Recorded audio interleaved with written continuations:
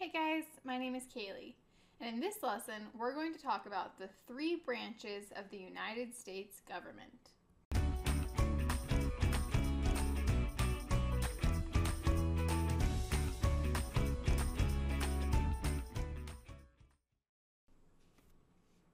The United States government is a representative democracy. This means the citizens vote for people called politicians. And these politicians have different jobs in government that make decisions and vote on laws, rights, taxes, foreign affairs, and other important parts of government and life in the United States. The U.S. government is divided into three branches, or three parts. This makes sure that no one group or single person has too much power. The three branches are the legislative branch, the executive branch, and the judicial branch. Let's start with the legislative branch, which is also referred to as Congress. It is the job of Congress to write and vote on legislation. Legislation is a fancy word for laws. But besides creating laws, Congress also makes the budget for the government and taxes citizens to pay for the budget. Congress is the only branch of government that can declare war on other nations, and it is Congress's job to perform government oversight. This means Congress makes sure that the other branches are doing their jobs right. There are two parts that make up Congress. You can think of these as the branches of the legislative branch. These are the Senate and the House of Representatives.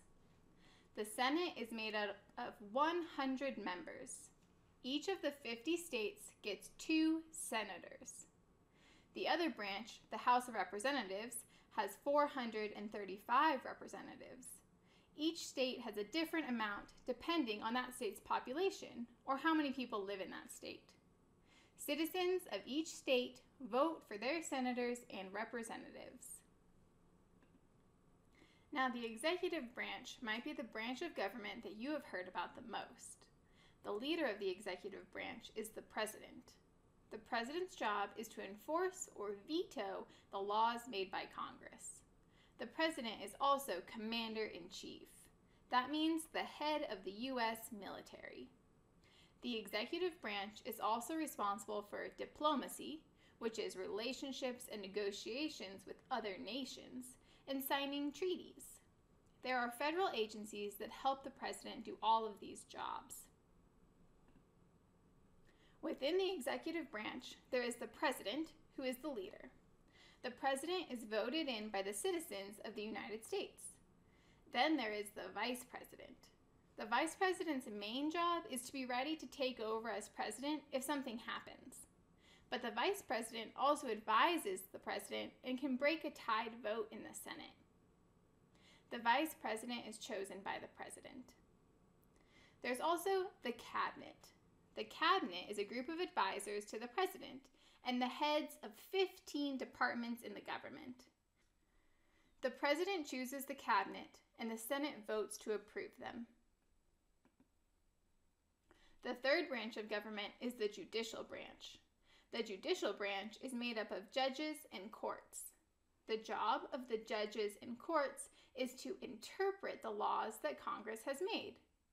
Judges do not make laws, but they can decide that a law is unconstitutional or violates the rights of the U.S. citizens, and then it is no longer a law. They only make decisions about laws in cases where someone can show that they have been harmed. Within the judicial branch, there are different levels of judges and courts. The Supreme Court is the highest in the country, and it has the final say on any cases. Then there are district courts and the Court of Appeals, which deals with cases that don't need to go to the Supreme Court. All judges of the U.S. government are judges for life. This is so they can make decisions they know are true without being worried about losing their job. They're chosen by the president and confirmed by a vote in the Senate.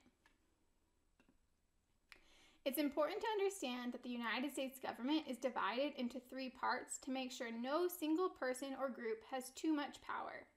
This is what helps us to be a representative democracy.